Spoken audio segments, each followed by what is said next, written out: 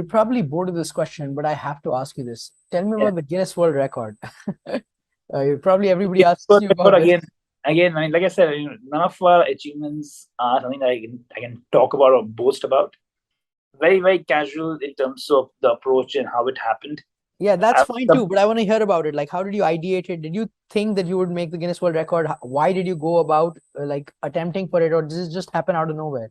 you'll be shocked if I said how it happened because I'll tell you the story. I was Please. scouting Sony, no, colors, right? Just colors. Colors wanted me to, because I worked with DID and a few other television reality shows. So Colors wanted me to scout around and try and help them break dance-based records for India, because Guinness World Record was coming to India and then they were airing it and they wanted many Indians to break records. And obviously we are a dance country, so there were a set of dance records that we wanted to break. So the production team wanted us to get some dancers, and I was scouting around. And for some reason, these dancers were just so not into wanting to break a record, because I think many of them are also insecure, I guess. If they don't break a record on television, then their name and everything else will be at stake. Correct.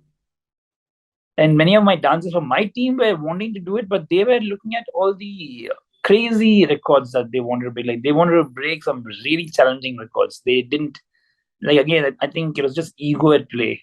There's one Yeah. big issue with dancers. I mean, they never look at it from a practical perspective. So for me, my best experience has been as an entrepreneur, as a businessman, as an artist. I mean, it's the best of both worlds. I can be creative if I want to, and I can be as practical and as pragmatic as possible if I want to. Correct. So I told the guys to do this, do this, do this, but they were like, no, no, we want to do this and do that. And I said, okay, fine. If you want to do it, you go do it. I mean, and then none of them broke records. And the production company wanted one more guy to break another record.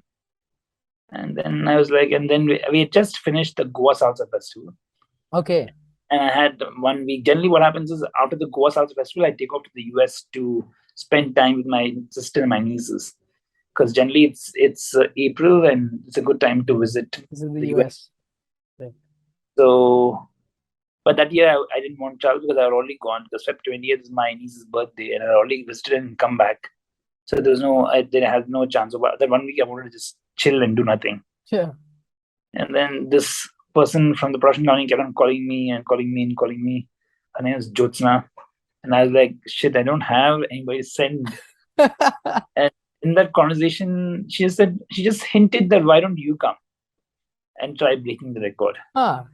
I was like, oh no, I'm just too old for breaking records, and I don't want that unwanted thing. I mean, I'm good at, even though I'm a dancer, I'm very good at being behind the scenes. I Yeah. would like to create stuff rather than, I'm not a person who likes to perform on stage and stuff. Correct. I like to teach, I like to get people on stage, but that Yeah. I didn't on stage. I mean, yeah, when I was younger, yeah, that whole limelight was great. But I Correct. think after doing about 200, 300 shows, I mean, it's the Around the same. world. Yeah. So yeah, I mean, around the world as well. I mean, like I said, I mean, you do about 10 shows. I mean, there are people who live off it. That entire adrenaline rush is their drug. But for me, I didn't have that whole thing. And Yeah. many of the artists I've seen who are on stage generally are a little tipsy before they get on stage. They like to have a drink or two because they like that whole high. But for me, I'm not a drinker, so it doesn't work very well for me. Yeah. So I don't drink, and then getting on stage without having a drink, people just wonder what happens. So these are the small issues I had. And yeah, so basically dancing, like I said, I'm better off with people getting on stage than me getting on stage. But then she just kind of hinted at, okay, let's go give it a shot because I have nothing to do anyway. So I went in, I got my 3 dancers to come with me. We tried, and the whole idea of the swing dance flips, the record was 32 flips per minute. And I was like, okay, if it's 32 flips a minute, we need to do about at least 11 flips every 20 seconds.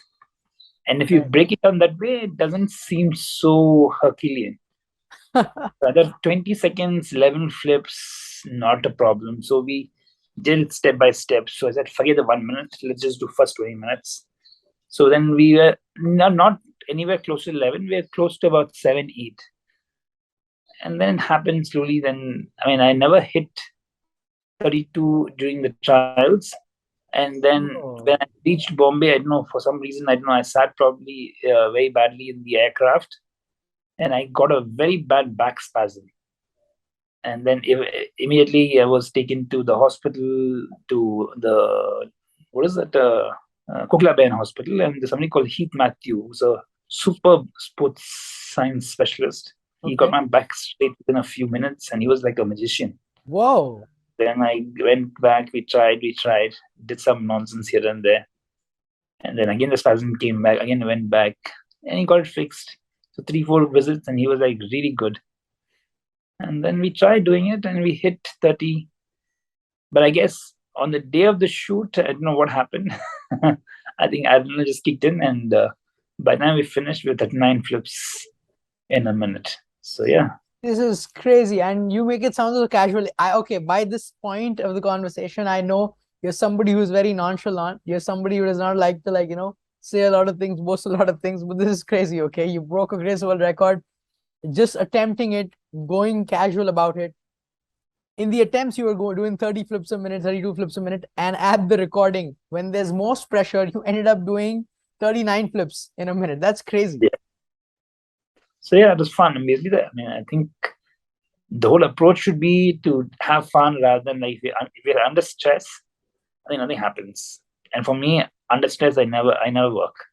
Yeah. So I just own it. I need to be as casual. I need to just be nonchalant about it. It should not affect me. Yeah.